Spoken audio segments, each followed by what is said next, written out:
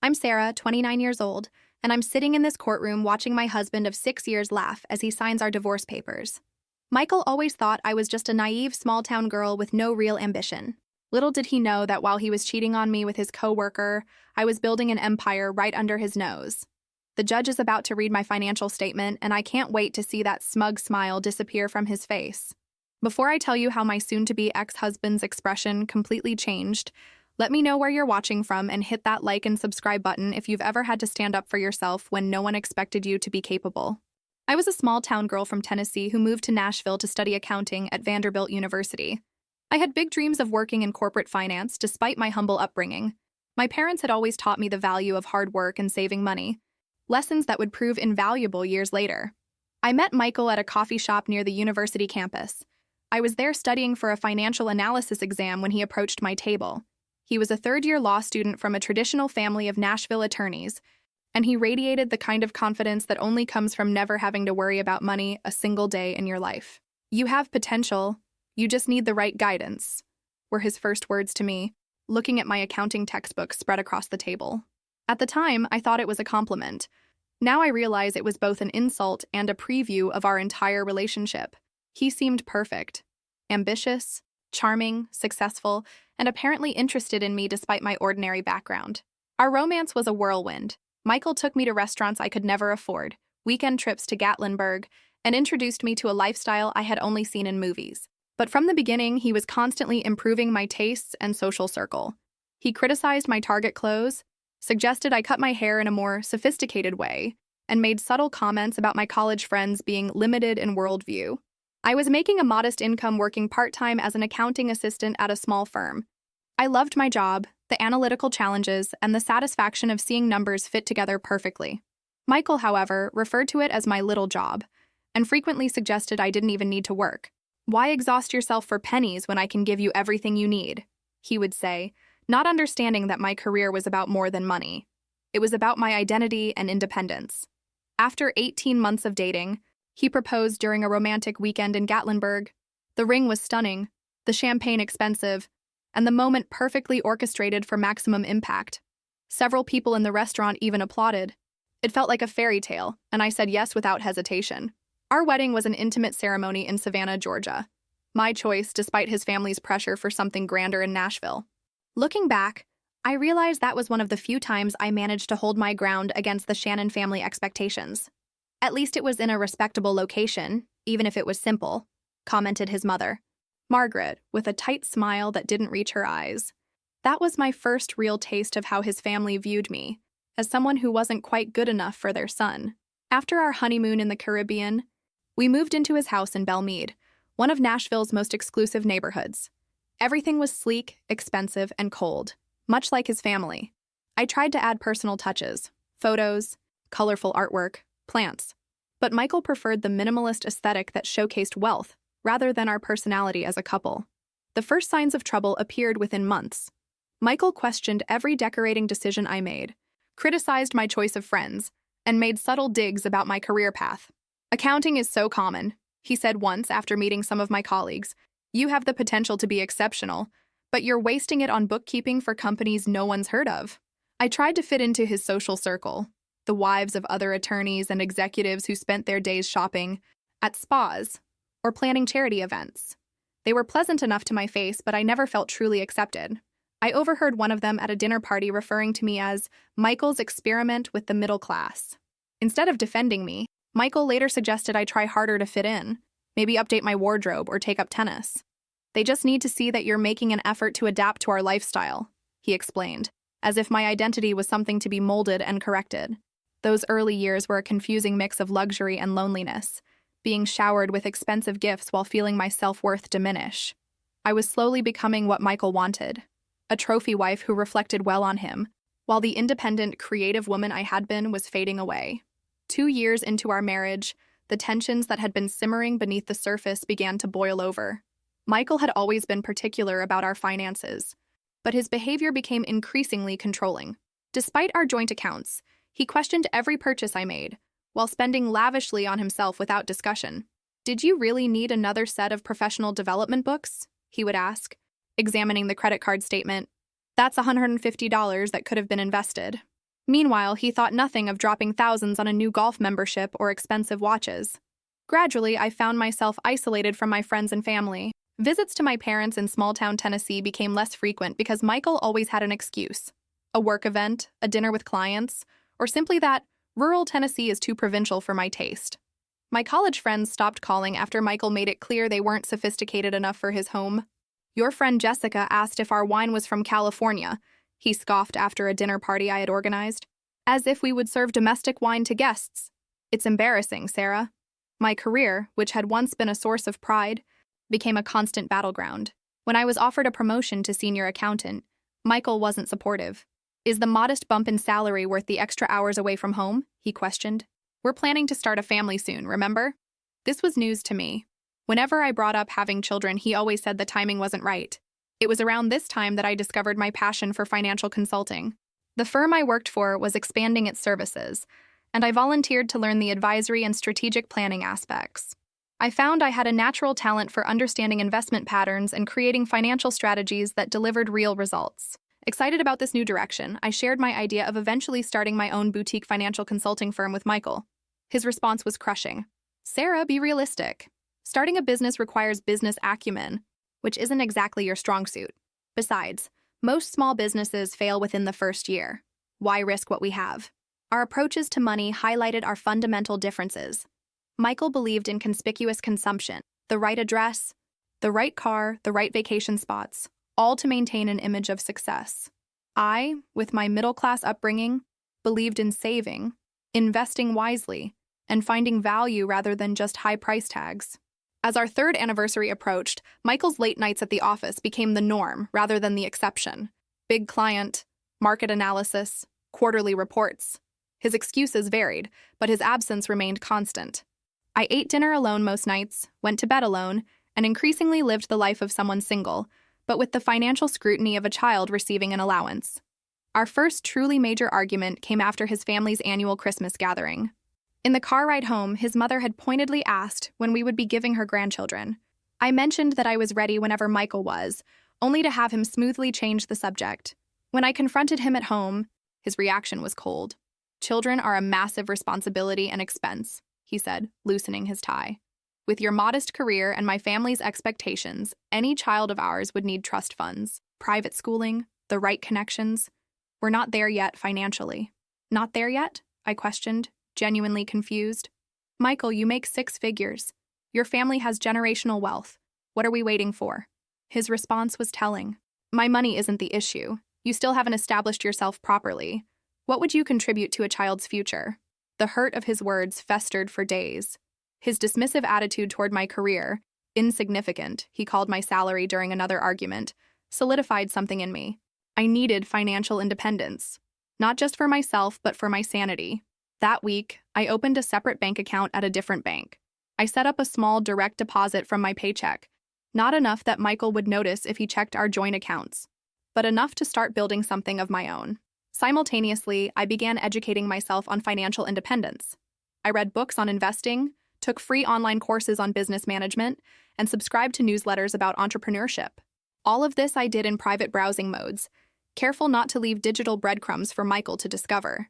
The woman who had once been swept off her feet by grand gestures and expensive dinners was slowly awakening to the gilded cage she lived in and planning her escape, one small step at a time. While Michael continued his late nights at work, I began laying the foundation for my independence. Using my growing separate savings, I registered a small business entity, Sarah Mitchell Financial Solutions, and built a simple but professional website showcasing my portfolio and services. My first challenge was finding time to work on my business without Michael knowing. I converted our rarely used guest bedroom into a home office, explaining to Michael that I needed a dedicated space for continuing education to advance at the firm. He barely paid attention to the change, dismissing my professional development as cute ambition rather than a serious endeavor. Just don't let it interfere with our social obligations, was his only concern. My first client came through a stroke of luck at our local coffee shop. I overheard Elena Rodriguez, the owner of a growing catering business, complaining about the expensive quotes she'd received from financial advisors. I can't afford $10,000 for a financial plan, but I'm losing money somewhere and can't figure out where, she told her business partner. I introduced myself, explained my background, and offered to help her at a fraction of the cost, with the understanding that I was building my portfolio. Elena took a chance on me, and the results exceeded both our expectations. I identified inefficiencies in her cash flow, restructured her payment terms with vendors, and created an investment strategy for her profits that increased her returns by 40% in the first quarter. The transformation was dramatic enough that she referred me to other small business owners in her network. Working with Elena not only gave me my first success story, but also a genuine friendship, something I had been missing in Michael's curated social circle. She was authentic, hardworking, and appreciated my skills in a way my husband never had. "You have a gift, Sarah," she told me over coffee one day. "You understand money in ways that help real people build real wealth. Don't let anyone tell you otherwise." I worked late nights while Michael was away on his increasingly frequent business trips. I converted our walk-in closet into a makeshift office for client calls, using blankets to dampen the sound. Every new client was both exhilarating and terrifying. Exhilarating because my business was growing. Terrifying because discovery would mean confrontation. The learning curve was steep. I made mistakes, undercharging for complex projects, occasionally overpromising on timelines. But I learned quickly. Each client taught me something new about running a business, about setting boundaries, about valuing my own expertise. I used my savings to invest in essential software and certifications, carefully hiding the charges among household expenses or making cash purchases. My client list grew steadily over the course of a year, primarily through referrals and word of mouth. Rather than spending the profits, I reinvested most of them back into the business and began setting aside a portion for strategic investments. Michael remained oblivious, attributing my increasing confidence to finally adjusting to our lifestyle rather than professional fulfillment. A pivotal moment came when I worked with a tech startup founder whose financial restructuring after my consultation helped her secure a major funding round. The success story was featured in a Nashville business magazine. I had to decline being mentioned by name, citing privacy reasons, but the credibility gave me access to larger clients. Through Elena, I met Patricia Chen, a serial entrepreneur who had sold her previous company for 8 figures and was launching a fintech startup. Initially hiring me for a small project, Patricia quickly became both a valued client and mentor. "You're charging too little for your expertise," she told me bluntly after reviewing my rate sheet. "Triple your prices and watch how your perceived value changes." She was right. When I raised my rates, instead of losing clients, I attracted more established businesses willing to pay for quality. Patricia also introduced me to the world of angel investing and strategic portfolio management. "Cash loses value sitting still," she explained. "You need to make your money work for you." Under her guidance, I began making strategic investments in emerging companies, including Patricia's new venture, which focused on AI-driven financial planning tools. I started with small amounts, but as my business grew, so did my investment portfolio. The exhilaration of watching both my business and investments grow was intoxicating. For the first time since meeting Michael, I felt truly alive, purposeful, and independent. I was building something valuable entirely on my own merits. Throughout this period, I maintained the appearance of being just Michael's wife at social functions. I nodded politely when his colleagues' wives discussed their shopping trips and charity committees. I attended his work dinners and played the supportive spouse role flawlessly, all while running a growing business from our home and making investment decisions that would alter the course of my life. My double life was exhausting but empowering. Each new client, each successful consultation, each investment return was a step toward the freedom I increasingly realized I needed, from my controlling marriage. 4 years into our marriage, the facade began to crumble. It started with a text message that appeared on Michael's phone while he was in the shower. A preview visible on his lock screen from someone named A that read, "Missing you already. Last night was..." The message disappeared before I could read more, but it planted a seed of suspicion that I couldn't ignore. Michael had been more distant than usual, often coming home smelling of unfamiliar perfume that he claimed was from hugging colleagues goodbye at networking events. Rather than confronting him immediately, I decided to investigate. I noted his patterns: the late Thursday meetings that always ran until after 9, the weekend conferences that never had websites I could find, the sudden increase in client dinners at a specific upscale restaurant downtown. The following Thursday, I told Michael I was visiting Elena to help with a special corporate event at her catering company. Instead, I parked my car near the restaurant he frequented and waited. At 8:30, his BMW pulled into the parking lot. 10 minutes later, a red Mercedes arrived, and a woman with blonde hair stepped out. Even from a distance, I recognized Amanda Walsh, his colleague from the law firm. I watched them embrace in a way colleagues never would, saw him kiss her in the parking lot before they entered the restaurant together. My hands shook as I took photos with my phone, my stomach a hollow pit of betrayal and confirmation. I gave them 30 minutes before I walked into the restaurant. They were at a corner table, his hand on hers, leaning in intimately. I approached silently, my heart pounding so loudly I was sure everyone could hear it.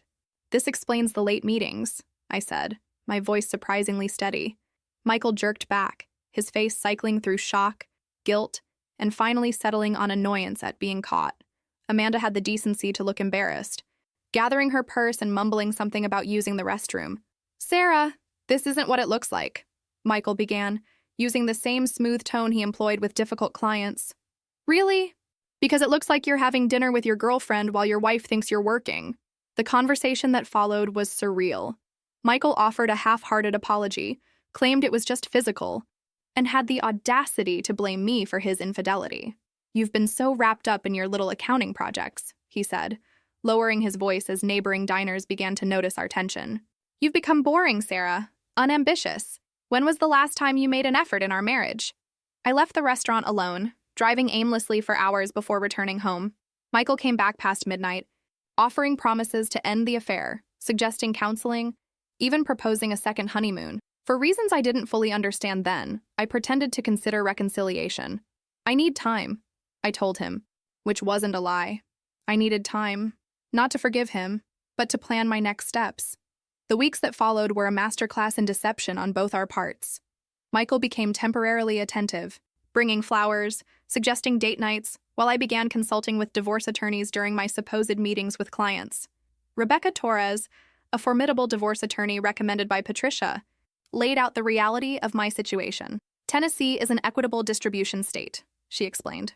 "Without a prenuptial agreement, the court will divide marital assets based on what they deem fair, not necessarily equal." I learned about our financial entanglements, the complexity of divorcing someone with family money, and the importance of documenting everything. "Knowledge is power, especially in divorce," Rebecca said. My cautious information gathering came to an abrupt halt when Michael discovered my browser history on our shared computer. I had forgotten to use private browsing for one search: Tennessee Divorce Asset Division Process. His rage was immediate and frightening. He cornered me in our kitchen, waving his phone with the screenshot he'd taken. "Is this what you've been doing? Planning to divorce me and take my money?" His face was red, a vein pulsing in his forehead. "Let me make this clear, Sarah. You'll have nothing without me. Nothing. My family's lawyers will make sure of it." I remained calm, which only infuriated him more. "I'm not planning anything, Michael. I was just researching after what happened. Wouldn't you do the same?" He seemed mollified by my explanation, but the threat lingered between us. That night, I moved all my important business documents to secure cloud storage and began transferring digital records to drives I kept in a safety deposit box Michael knew nothing about. The final discovery came 3 weeks later. While organizing our closet, a task Michael never participated in, I found a jewelry receipt tucked inside his dress shoes. It was from Tiffany & Co., dated 2 months prior, for a diamond tennis bracelet costing nearly $12,000. I had never received such a gift. Even knowing about the affair, this evidence of his tangible investment in another woman stung in a way I hadn't expected. The receipt showed he had spent our money, supposedly our money, on Amanda. Before I could process this new betrayal, I heard the front door open. Voices. Michael and a woman laughing in our entryway. I remained frozen in our closet as they entered our bedroom, clearly not expecting me home in the middle of the day. I stepped out to find Michael and Amanda embracing at the foot of our bed, the bed we had shared for 4 years. "Sarah!" Michael exclaimed, not bothering to step away from Amanda. "You're supposed to be at work." "I took a half day," I replied, surprised by my own composure. Clearly, I should have called first. What followed was not the emotional confrontation movies had prepared me for. Instead, Michael became coldly pragmatic. "Well, this saves me having to have a difficult conversation," he said, straightening his tie. "I want a divorce, Sarah. Amanda and I are planning a future together." His confidence was absolute as he outlined his terms. He would generously allow me to keep my personal items and a small settlement that would help me get back on my feet. The house, our investments, even the furniture we had purchased together would remain his. "My lawyers will be in touch," he concluded, seemingly confused by my lack of hysteria or pleading. "You should find somewhere else to stay starting tonight." "Actually," I said, As this is still legally my residence too, I'll be staying. You and Amanda are welcome to find a hotel. His face darkened at my defiance, but Amanda tugged at his arm. Let's go, Michael. We can deal with this later. As they left, Michael turned back with one parting shot.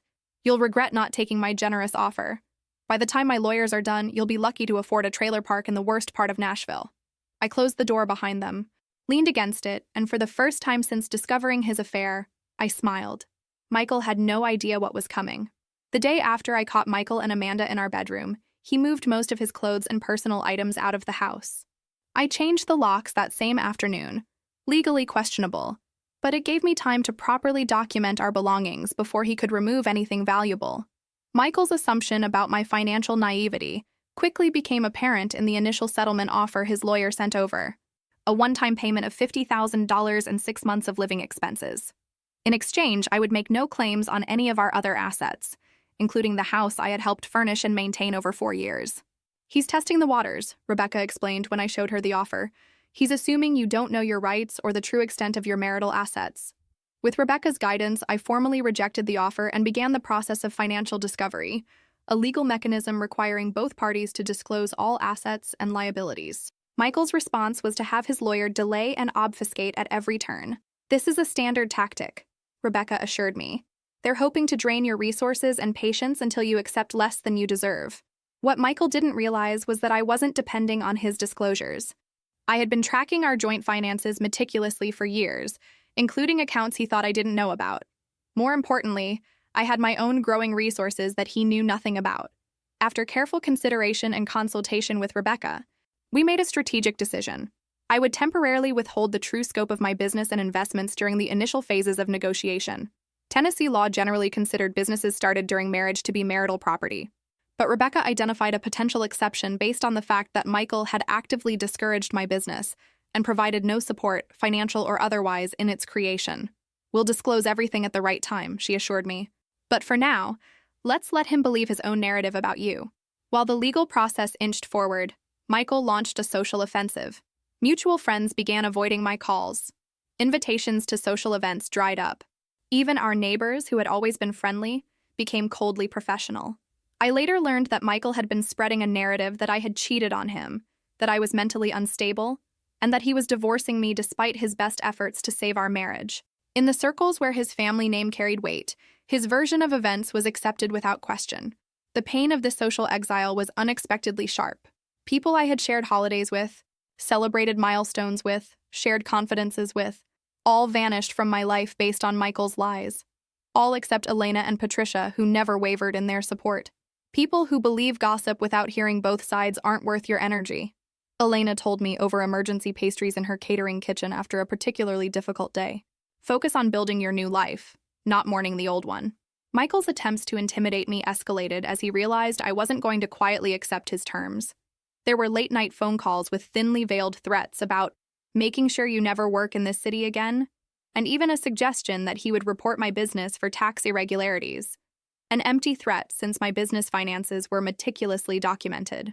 His family joined the pressure campaign. His mother, Margaret, called to reason with me. We always knew you weren't right for Michael, she said, her voice dripping with condescension. But we accepted you because he chose you. Don't make this difficult, Sarah. Take what's being offered and move on with dignity. I maintained my composure through it all, a skill I had perfected during years of enduring subtle put-downs at Shannon family gatherings. Thank you for your concern, Margaret. I'll be guided by my attorney's advice. Michael's overconfidence began working against him. Believing I had no resources to fight a prolonged legal battle, he made several critical mistakes. He failed to disclose investment accounts that I had documentation for. He underreported the value of his stock portfolio.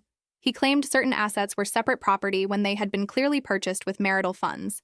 Rebecca documented each discrepancy meticulously, building a case that would eventually undermine his credibility with the court. Meanwhile, my company experienced exponential growth during the separation period. A financial restructuring plan I designed for a regional restaurant chain helped them avoid bankruptcy and triple their profits, leading to features in industry publications. I had to decline interviews, citing personal reasons, but the professional recognition brought in a flood of new clients. The major breakthrough came when I secured a contract with a national retail chain to overhaul their entire financial strategy, a 6-figure deal that transformed my business from successful to exceptional. I hired 4 employees, rented a professional office space in downtown Nashville, and began turning down clients whose values didn't align with my company's mission. All of this happened as Michael and his legal team continued to characterize me as a struggling bookkeeper dependent on her husband's support. His perception of me as the naive small-town girl dazzled by his wealth had calcified to the point where he couldn't conceive of my success independent of him. During this time, Patricia introduced me to a group of angel investors looking to fund promising fintech startups. My combination of practical financial expertise and technology vision impressed them enough to offer seed funding for a revolutionary financial planning app I had been developing. The app, which used AI to provide personalized financial advice for small businesses and individuals, launched in beta with overwhelming positive response. Within 6 months, we had 50,000 users and were fielding acquisition offers from major financial institutions. I also made strategic investments in several other startups, leveraging my network and financial expertise to identify companies with exceptional growth potential. My portfolio diversified across technology, real estate, and emerging markets, all carefully managed to maximize returns while minimizing risk. The night before our final court date, I sat alone in the house that had never felt like home, reflecting on my journey. 4 years earlier, I had been so eager to please Michael that I had begun to lose myself. His betrayal, painful as it was, had forced me to rediscover my strength, ambition, and worth. I packed a small overnight bag. Regardless of the judge's decision, I had decided I would not spend another night in the space where my marriage had unraveled. My new penthouse apartment was ready, purchased through an LLC Michael knew nothing about, furnished with pieces I had chosen for their beauty and comfort, rather than their status value. As I zipped the bag closed, my phone chimed with a text from Patricia. "Remember who you are tomorrow, not who he tried to make you be." With those words in my heart, I prepared to face the final act of my marriage to Michael Shannon. The morning of our court date dawned clear and crisp. I dressed in a navy blue suit, conservative but confident, with a single piece of jewelry, a small diamond pendant Elena and Patricia had given me to mark my business's 2nd anniversary. Your Independence Diamond, they had called it. I arrived at the courthouse 30 minutes early, as Rebecca had advised. Michael was already there, looking expensive in a tailored charcoal suit, his attorney David Harrison beside him. David was a senior partner at one of Nashville's most prestigious law firms and had a reputation for aggressive divorce settlements that favored wealthy clients. Michael smirked when he saw me, leaning over to whisper something to David that made both men chuckle. His confidence was palpable. He believed this was merely a formality before his inevitable victory. Rebecca arrived moments later, immaculate in a burgundy suit that stood out against the courthouse's muted colors. Unlike David with his team of junior associates, Rebecca worked with precision and purpose, radiating a quiet competence that had reassured me from our first meeting. "Ready?" she asked, her expression giving nothing away to observing eyes. "More than ready," I replied. Judge Catherine Williams's courtroom was intimidating in its austerity. The judge herself, a woman in her 50s with silver hair and penetrating eyes, had a reputation for fairness but little patience for games or emotional displays. As proceedings began, Michael put on a performance worthy of an Oscar. His testimony painted him as the devoted husband who had supported his wife's modest career ambitions, only to be repaid with ingratitude and unreasonable demands in the divorce. "I just want a fair resolution, Your Honor," he said, his voice modulated to convey reasonable disappointment. "I've offered Mrs. Shannon a generous settlement that would allow her to maintain a comfortable lifestyle while she rebuilds her career." David presented their case for the division of assets, highlighting Michael's family wealth as separate property, minimizing my contributions to our marital assets, and suggesting that the house, purchased primarily with his earnings, should remain his property. Throughout their presentation, I maintained my composure, neither reacting to Michael's fabrications nor revealing my emotions. Judge Williams occasionally glanced my way, her expression unreadable. When it came time to sign the initial divorce decree separating our marital status while financial matters were finalized, Michael made a show of it. He signed with a flourish, a laugh escaping his lips as he capped his Mont Blanc pen. As he returned to his seat, he passed close enough to whisper, "Enjoy going back to your parents' farm." Rebecca's presentation began methodically, her approach a stark contrast to David's theatrical arguments. She presented evidence of Michael's financial deceptions during our marriage, the hidden accounts, the lavish spending on Amanda, the pattern of financial control. "Your Honor," Rebecca said, "Mr. Shannon has not been forthcoming about the full extent of marital assets as required by Tennessee law." She submitted documentation of accounts Michael had failed to disclose, including dates, account numbers, and approximate balances. Michael shifted uncomfortably in his seat as Rebecca continued, his smug expression giving way to nervous glances at David. David requested a brief recess, which Judge Williams denied.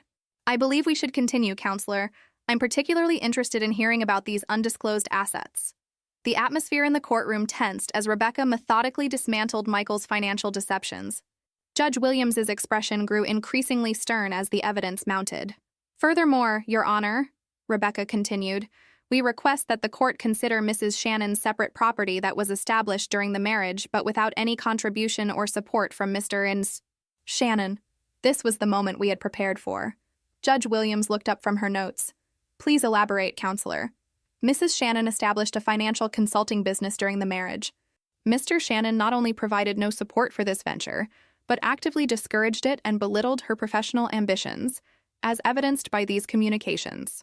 Rebecca presented emails and text messages where Michael had dismissed my business as a hobby and discouraged my entrepreneurial goals. Judge Williams reviewed the documents carefully before addressing me directly for the first time. Mrs. Shannon, the court requires full financial disclosure from both parties. Have you submitted complete information about this business venture? Not yet. Your Honor, I replied as we had planned. My complete financial statement is ready for submission today. Rebecca handed the court clerk a sealed envelope containing my complete financial disclosure, the document we had strategically held back until this moment. I request that the court review Mrs. Shannon's financial statement before making any determinations about asset division, Rebecca said. Judge Williams nodded and opened the envelope. The courtroom fell silent as she read, her eyebrows rising slightly, the only indication of surprise from the otherwise composed judge. After what felt like an eternity, Judge Williams looked up. For the record, I will read the summary of Mrs. Shannon's assets. My heart pounded as she began to read. Sarah Mitchell Financial Solutions, a financial consulting firm established 3 years ago. Current valuation based on revenue, contracts, and intellectual property, $2,100,000. Michael's head snapped up, his expression of disbelief almost comical. Investment portfolio, including technology stocks, real estate, and startup investments, $1,900,000. Michael gripped the table, his knuckles white. Real estate holdings, 2 properties purchased within the last 18 months, valued at $200,000. By now, Michael looked physically ill. His face drained of color, his body rigid with shock. Beside him, David was frantically whispering, but Michael seemed unable to process what he was hearing. Total disclosed assets, $200,000, Judge Williams concluded. The courtroom remained silent. Michael stared at me as if seeing a stranger. In that moment, I felt no triumph, no vindication, just a profound relief that the truth was finally on record. Judge Williams broke the silence. Mr. Shannon, do you wish to revise any of your previous statements regarding Mrs. Shannon's financial dependence on you? Michael seemed incapable of speech. David stood quickly. Your Honor, we were unaware of these assets. We contend that as they were acquired during the marriage, Mr. Shannon is entitled to an equitable portion. Rebecca was prepared for this argument. Your Honor, we direct the court's attention to the prenuptial agreement signed by both parties prior to marriage, specifically Clause 15. This was our ace. When reviewing our prenup years after signing, Rebecca had discovered a clause Michael's own lawyers had included. Any business enterprise created by either spouse during the marriage without capital investment from the other spouse shall remain separate property in the event of divorce. The clause was likely included to protect Mr. Shannon's potential ventures, Rebecca explained. However, the language applies equally to Mrs. Shannon's business, which she built without any financial contribution from Mr. Shannon. Judge Williams reviewed the prenuptial agreement, nodding slowly. The language is indeed clear. Ms. Torres, please continue. Rebecca outlined how I had built my business from scratch, using my own savings and reinvesting profits, all while Michael actively discouraged my efforts. She presented statements from clients and mentors attesting to my independent work and business acumen. Throughout Rebecca's presentation, I watched Michael. The man who had laughed while signing our divorce papers just hours earlier now sat frozen, his confident demeanor shattered. Amanda, who had been sitting in the gallery, slipped out of the courtroom, her expression unreadable. Judge Williams took 20 minutes to review all documents before delivering her ruling. When she returned, her decision was clear. Based on the evidence presented and the terms of the prenuptial agreement, the court finds that Sarah Mitchell Financial Solutions and the resulting investment portfolio constitute separate property belonging solely to Mrs. Shannon. Michael made a strangled sound, somewhere between a gasp and a protest. Furthermore, Judge Williams continued, given Mr. Shannon's failure to fully disclose marital assets as required by law, the court is inclined to view the division of remaining marital assets in a light more favorable to Mrs. Shannon. The rest of her ruling was a blur of legal terms, but the outcome was clear. I would keep my business, my investments, and my properties. Additionally, I would receive a greater portion of our actual marital assets due to Michael's deception. The house would be sold with proceeds divided according to the judge's formula, which heavily favored me. As we stood to leave, Michael approached me, his lawyer trying unsuccessfully to hold him back. "You planned this," he hissed, his face contorted with rage and humiliation. "All these years you were just waiting to take me down." I looked at the man I had once loved, now a stranger consumed by his own narrative of victimhood. "No, Michael. I built something while you were busy destroying what we had. That's the difference between us." Rebecca gently guided me away, leaving Michael standing alone in the emptying courtroom, the remnants of his superiority complex lying in shambles around him. Walking out of the courthouse that day felt less like a victory and more like liberation. The weight of deception, both Michael's and my own necessary secrecy, lifted from my shoulders with each step down those marble stairs. Today, my company has expanded internationally. My investments continue to grow, and I've used my resources to establish a foundation helping women achieve financial independence. Michael attempted reconciliation once he knew my net worth, but I had moved far beyond the woman who once sought his approval. If you're watching this and facing your own crossroads of underestimation or betrayal, remember that sometimes what seems like an ending is actually a beginning in disguise. Your worth isn't determined by someone else's inability to see it. Have you ever had someone underestimate you only to prove them spectacularly wrong? Share your story in the comments below. And if this resonated with you, please like, subscribe, and share with someone who might need to hear that their value isn't defined by anyone else's perception. Thank you for listening to my journey. And remember, sometimes losing what you thought you wanted leads you directly to what you truly deserve.